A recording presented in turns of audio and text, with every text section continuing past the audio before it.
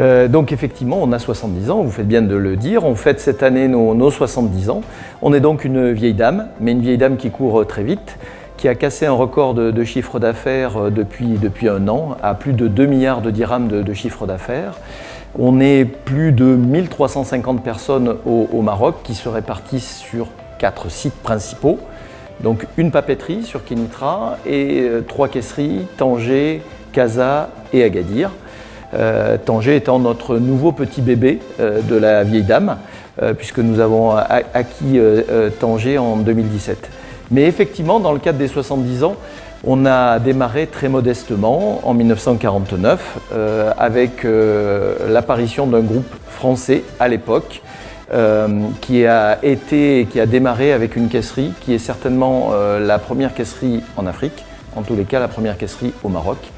Et au fil des années, nous avons augmenté notre chiffre d'affaires et nous avons appartenu à un groupe marocain, Finapac, avant d'être détenu en 2007 totalement à 100% par International Paper.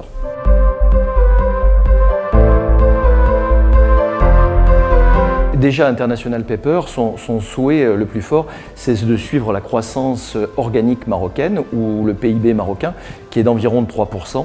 Et au-delà de ces 3% de croissance marocaine, donc profiter de ces 3%, et ensuite se créer des moteurs de croissance pour la fusée marocaine, pour notre vieille dame de 70 ans. Et donc, dans le cadre de ces moteurs de croissance, nous avons un certain nombre de choses qui se rajoutent à la croissance organique. Je pourrais citer par exemple la substitution du bois vers le carton, la substitution du plastique vers le carton et entre autres le secteur automobile où le développement est important suite à l'installation de Renault à Tanger. Donc pour ce faire et poursuivre cette croissance globale qui pourrait être de l'ordre de 4 à 5% avec nos moteurs de croissance et la croissance organique marocaine, nous devons investir. Et nous investissons sur de la capacité au Maroc, mais aussi de la capacité. Donc nous investissons sur les deux pour suivre cette croissance marocaine.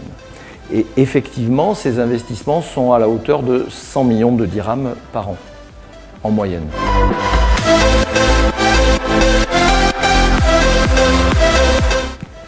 Alors, investissement, comme je l'ai dit, de capacité ou de capacité.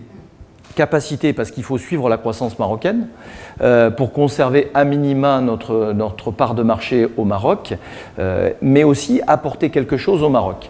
Et quand je dis apporter quelque chose au Maroc, c'est par exemple installer de la HQP, High Quality Printing, que le Maroc n'avait pas forcément. Donc être capable de faire de la haute qualité d'impression, ça c'est un premier investissement d'innovation, de capacité en plus que le Maroc n'avait pas encore une fois. Je citerai aussi la mini-micro, donc une cannelure très peu épaisse pour remplacer le plastique et les cagettes plastiques, et notamment dans les fruits et légumes. Donc nous avons lancé ça cette année et donc là c'est dans le cadre du projet Zéro Mica. Nous remplaçons effectivement le plastique et donc nous développons une certaine responsabilité environnementale vis-à-vis du Maroc.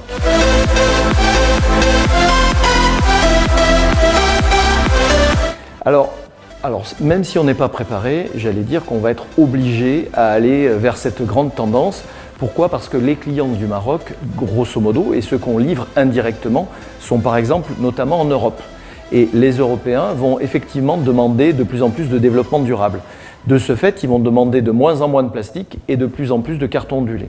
Donc pour accompagner cette grande tendance, c'est pour ça que j'ai cité la mini-micro qui nous permet de faire un carton très peu cher, capable de concurrencer le plastique.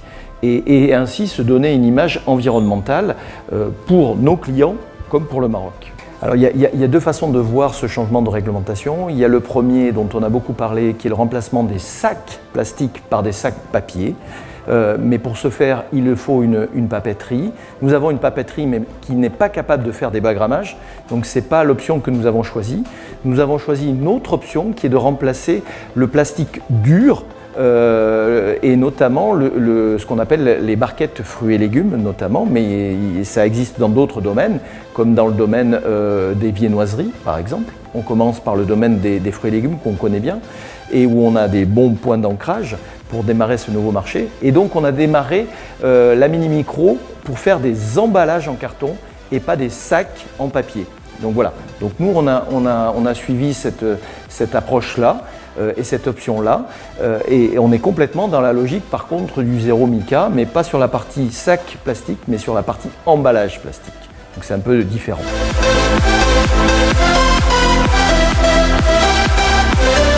Vous citez l'automobile qui est effectivement alors niche ou un nouveau marché qui a démarré au Maroc à travers l'implantation de Renault en 2012 et surtout les sous-traitants de Renault, parce que Renault ne consomme pas beaucoup de carton, par contre les sous-traitants en consomment beaucoup. Donc effectivement nous livrons ces sous-traitants, nous voulons continuer à suivre ce marché, l'automobile, très clairement, et à travers la nouvelle arrivée de Peugeot sur Kenitra, et donc les sous-traitants de Peugeot, qui ne sont pas forcément identiques à ceux de Renault. Donc ça, c'est une première chose. Mais au-delà de l'automobile, effectivement, on a l'habitude de dire que le carton ondulé est un bon indicateur économique, et donc si le carton ondulé va, ça veut dire que le pays va. Pourquoi ? Parce que le carton ondulé sert tous les maillons de l'économie marocaine, en l'occurrence.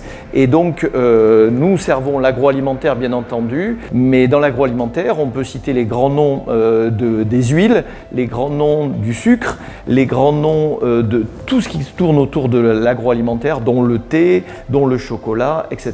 etc. Et j'oublie pas le gros marché que nous livrons, qui est le marché des fruits et légumes.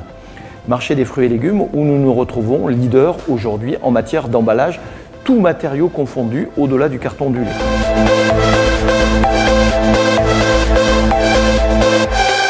Alors premièrement, on a effectivement une concurrence locale de sociétés essentiellement familiales marocaines que nous respectons, qui sont des vrais concurrents avec qui on lutte tous les jours, ça c'est clair. Mais on a un certain nombre d'avantages appartenant au groupe International Paper. Un des avantages, c'est notre solidité financière, notre surface financière. Le groupe aujourd'hui pèse 23 milliards de dollars de chiffre d'affaires. Donc clairement, nous pouvons accompagner le Maroc et nos clients à travers de nouveaux investissements, à travers notre solidité financière. Donc là, il n'y a pas de doute là-dessus. Ça, c'est un premier point. Le deuxième point, c'est qu'on a, au-delà de notre surface financière, des implantations dans tout le monde entier, mais aussi dans l'Europe. Et on a des clients qui souhaitent avoir un seul fournisseur pour IMIA. IMIA, c'est Europe, Moyen-Orient, Afrique. Donc on a cette capacité-là que n'ont pas les sociétés familiales marocaines. Dernier point, l'innovation. Effectivement, on profite de ce qu'on appelle les best practices du monde entier et de ce fait-là, les nouvelles innovations aussi, produits qui sont créés dans d'autres usines du monde entier et que nous pouvons développer sans recréer l'eau chaude au Maroc pour nos clients marocains. Donc voilà, on a tout ce réseau qui nous permet d'être peut-être plus fort et plus rapide tout en ayant toujours 70 ans.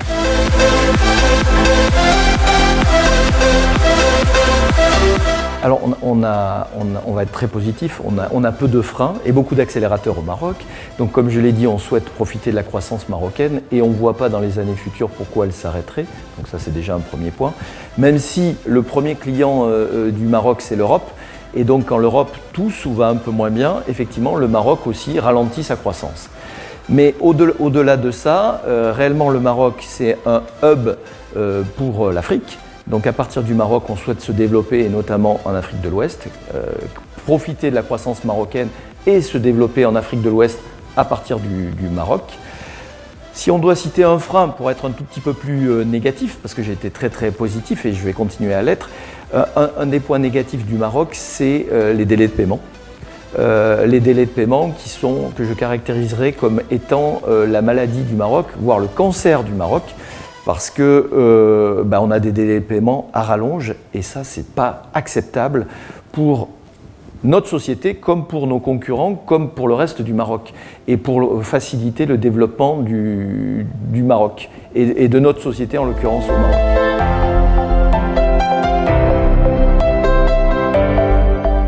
L'export est important pour nous et représente aujourd'hui environ 10% du chiffre d'affaires un peu supérieur à 2 milliards de dirhams.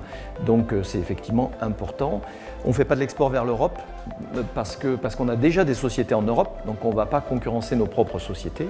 Par contre, on fait de l'export vers l'Afrique et en particulier l'Afrique de l'Ouest, donc qui part de la Mauritanie, Sénégal, Côte d'Ivoire, Ghana, Cameroun. Donc tous ces pays, on les délivre, et essentiellement à partir de notre usine d'Agadir, et donc du port d'Agadir, qui charge des bateaux pour livrer l'Afrique de l'Ouest.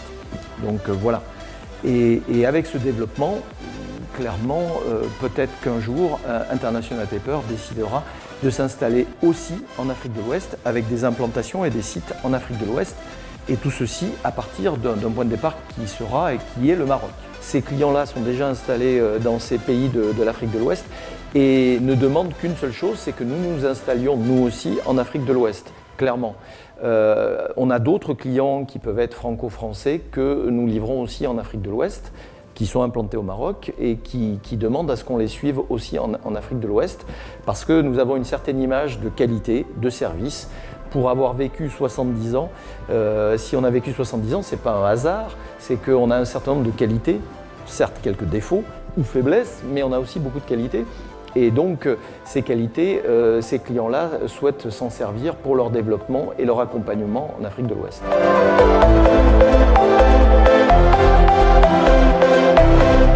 Alors on n'a pas de chiffre exact.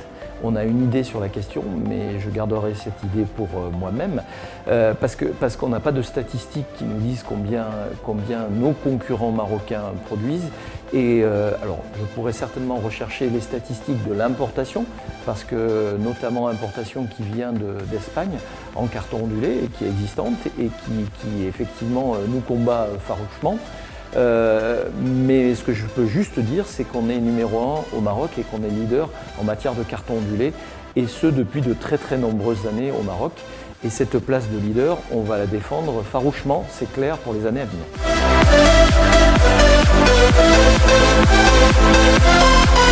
On a une papeterie qui est basée à Kénitra, qui, pour la petite histoire, est le premier et plus gros recycleur de vieux papier du Maroc. Donc cette usine produit environ 75 000 tonnes, est complètement intégrée sur nos caisseries, d'accord ? Et donc c'est le premier approvisionneur de nos caisseries, et c'est une part très importante de notre consommation de papier, environ 40%. Le reste vient essentiellement des États-Unis, parce que comme on est très présent dans les fruits et légumes, on utilise des fibres vierges pour le marché des fruits et légumes. Donc 40% qui vient du Maroc, tout le reste vient de l'extérieur. Beaucoup n'est pas produit de toute façon au Maroc parce que ce sont des fibres vierges. Ça vient essentiellement des États-Unis et de Scandinavie, pour faire un résumé de la situation. Alors nos ambitions, c'est continuer à progresser au Maroc, suivre la croissance marocaine. J'ai parlé d'un record qui est à plus de 2 milliards de dirhams de chiffre d'affaires, mais on ne veut pas en rester là. Donc on a cassé la barre des 2 milliards. Maintenant, on doit casser la barre des 2,5 milliards à l'avenir, dans les 3-4 ans qui viennent. C'est un petit peu notre objectif, avec nos différents moteurs de croissance. Croissance marocaine, croissance organique, et croissance avec des moteurs de croissance qui accompagnent la fusée marocaine, donc la substitution du bois, la substitution du plastique et par exemple le marché de l'automobile. Et tout ceci dans le cadre d'un respect total de responsabilité sociétale et environnementale vis-à-vis du Maroc.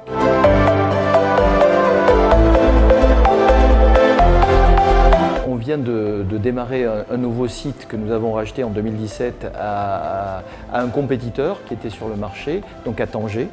Donc il faut digérer un petit peu tout ça. 2017, ça fait 2 ans, c'est quand même relativement récent. Mais si effectivement on a la croissance que j'indique, oui, on aura un nouveau site et un 4e site caissier qui sera au Maroc, autour de Casablanca ou entre Casablanca et Kénitra vraisemblablement. Mais au-delà de ces grands sites, on s'est développé et nous avons constitué un réseau de centres de montage et de stockage.